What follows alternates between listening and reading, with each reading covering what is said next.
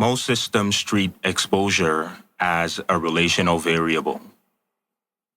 How close staff stand, how near individuals are to one another, how much proximity is appropriate. Behavioral architecture treats exposure as environmental geometry, the spatial conditions that determine how much relational load the nervous system must carry before it destabilizes. Exposure is not about closeness. Exposure is about capacity. And capacity is architectural.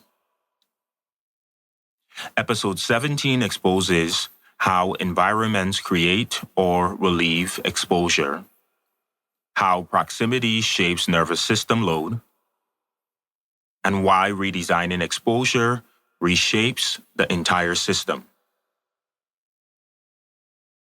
Exposure is the amount of relational, spatial, and sensory contact the nervous system must process in a given environment. Exposure is shaped by proximity, positioning, line of sight, spatial compression, movement density, sensory tone, environmental geometry. The nervous system reads exposure instantly. It knows when a space is too close, too open, too compressed, too unpredictable. When exposure is regulated, the body settles. When exposure is excessive, the body compensates. Exposure is not personal. Exposure is architectural. Exposure creates load, the weight the nervous system carries based on how much relational and spatial contact the environment demands. Exposure load spikes when people are forced into tight proximity, staff positioning is unpredictable, circulation is congested, lines of sight are blocked, sensory tone is high, the environment compresses movement. Exposure load decreases when spacing is predictable, positioning is anchored, circulation is low friction, sight lines are open, sensory tone is regulated, geometry supports distance. Most systems try to manage exposure behaviorally. But exposure is not a behavioral variable. It's a spatial one.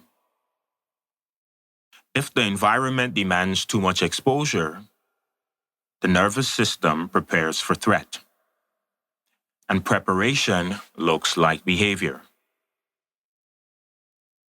Exposure creates loops, cycles of relational and spatial overload that repeat until the architecture changes.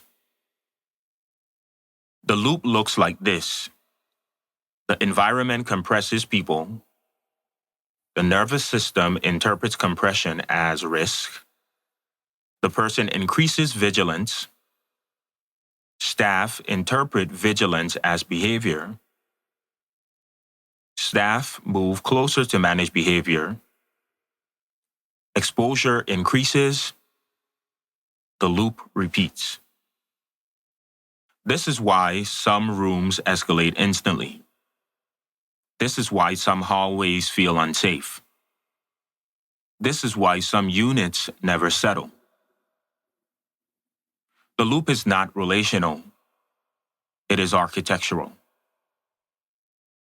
Break the exposure pattern, and you break the loop. Exposure can be controlled, not through instruction, not through training, through design. Exposure is regulated through predictable spacing, anchored positioning, clear sightlines, low friction circulation, sensory pacing, spatial buffering, environmental stabilizers. When exposure is controlled architecturally, the nervous system receives one message. The environment is safe enough to settle. It stops scanning, it stops bracing, it stops compensating. Exposure becomes structural, not interpersonal. The nervous system uses distance as a primary safety signal. It asks, how close is too close? How far is safe? Can I see what's coming? Do I have room to move? When distance is predictable, the nervous system relaxes. When distance is unpredictable, the nervous system escalates. People are not overreacting. They are responding to exposure the environment created. The nervous system is not behaving. It is adapting. Once you understand environmental exposure, you stop asking, why are they so reactive?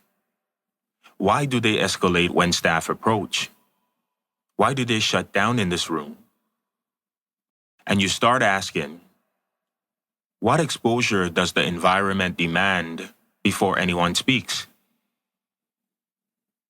That is architectural clarity. That is relational stability by design. That is the upstream cause of downstream behavior. Exposure is not managed. Exposure is built. In episode 18, we move into environmental compression. How space density, movement pressure, and architectural tightness shape volatility, escalation, and the nervous system's sense of risk. Because exposure determines the distance. Compression determines the pressure. And together, they define whether an environment stabilizes or destabilizes the people inside it.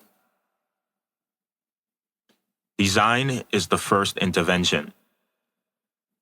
Behavior is the last.